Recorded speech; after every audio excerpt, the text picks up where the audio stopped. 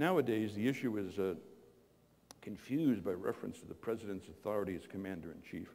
But all that means is that once Congress declares war, then the president has the authority to deploy the armed forces.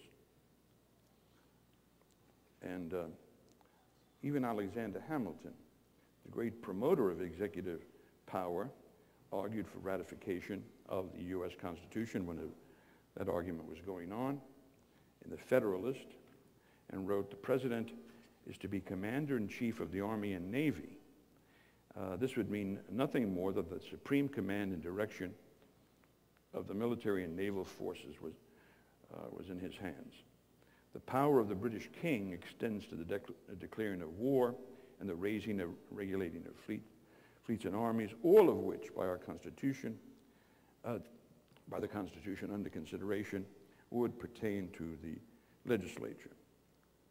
This was such an established principle that even most power-hungry presidents felt constrained to follow it. So, in 1917, Woodrow Wilson went to Congress to request a declaration of war. As in 1941, Franklin Roosevelt did the same thing. The man who broke with this principle was Harry Truman.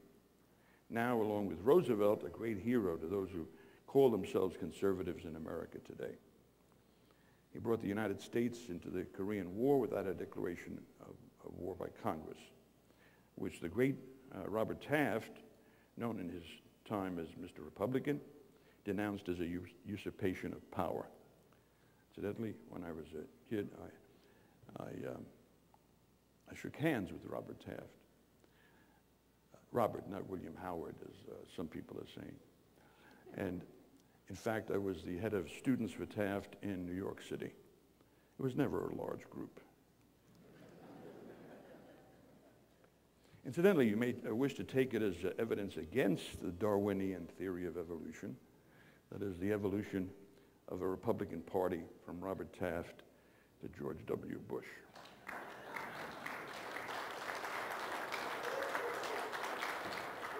Truman held views on the power of the chief executive very similar to the views of the Stuart kings of England, for which one king was beheaded, another one chased out of the country. Truman seized the American steel industry because he said a steel strike would endanger American national security. So he had the right to do it. He also held that on these same grounds, the president had the authority to seize any industry, including the newspapers and radio networks.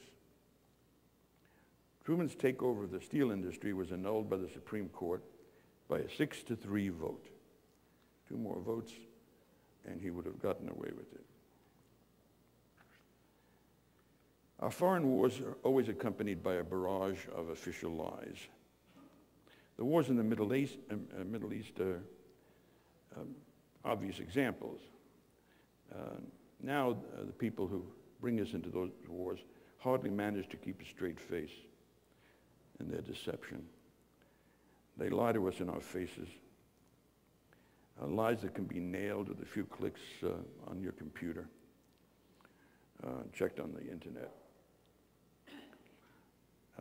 We now tend to forget about Bill Clinton's war on Serbia back in 1999. It's really disheartening how every president makes you nostalgic for the last one. I mean, now with Ashcroft and Gonzalez, can you imagine? We're nostalgic for Janet Reno.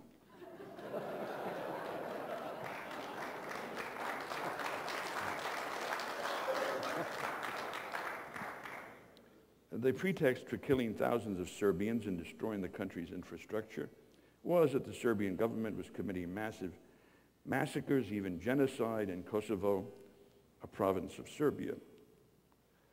What was actually happening was that the Serbian government was dealing harshly, as the Union did with the South, for instance, in our civil war, with an insurrection by the KLA, the Kosovo Liberation Army.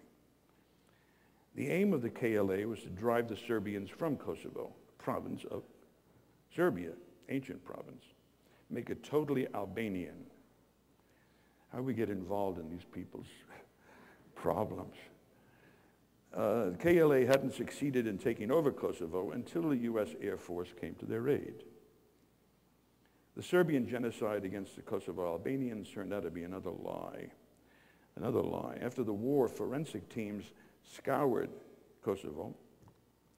They were able to find only about 2,000 bodies in multiple graves.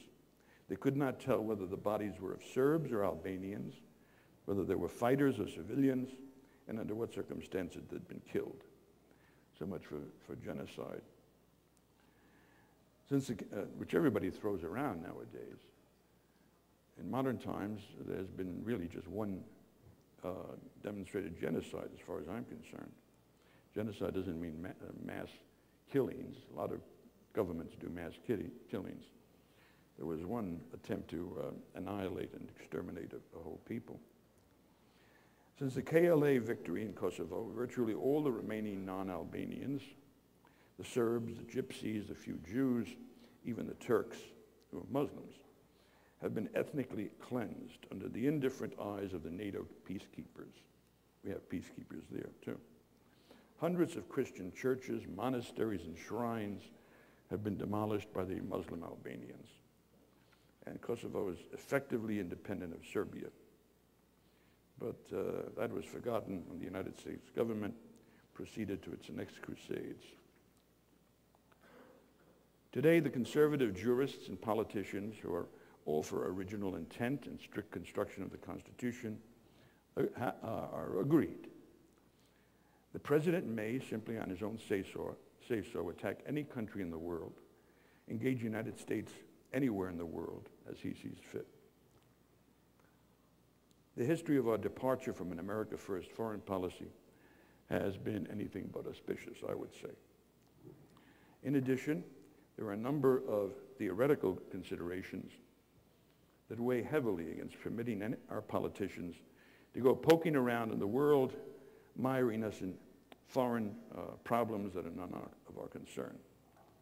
These are this is sort of a prima facie case, depending on a number of points, against global meddling. First, there is no reason to assume that our leaders are any more competent in international affairs than they are in domestic affairs. The process by which they are selected is now mainly reduced to mindless 30-second TV commercials and meaningless debates with never a whiff of reality intruding into them, except one recent debate when a physician from Texas spoke. This process is guaranteed to produce political leaders who are either liars or fools or both. Second, foreign intervention will often be dictated by purely partisan political motives. It is well known that the president receives a shot in the arm in the polls when he gets tough with some foreign devil or other. Thus, it often pays to invent foreign devils, new Hitlers at every turn. The only thing people remember from the 20th century is Hitler. Colonel Gaddafi in Libya, if you remember, when he was a devil.